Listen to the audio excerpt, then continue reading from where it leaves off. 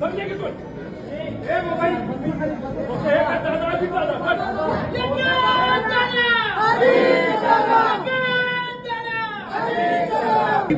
परिस्थिती बघितल्यानंतर दादांच्या डोळ्यात पाणी मी बघितलेलं आहे. मग ही भावनिक भूमिका दादांची असताना याच्यामध्ये आम्ही राजकारण का करू? अरे नको आम्हाला हे विलिनीकरण, पण आधी त्यांना न्याय तर द्या. त्याच्यासाठी एफआयआर तर करा. साधी एफआयआर होत नसेल तर आधी त्यांना न्याय कसा मिळणार असं आमचं मत आणि लोकांचं मत आहे. अजितदादांच्या विरोधात या बारामती मतदारसंघातून कोण बोलतात? युगेंद्र इथं आहे.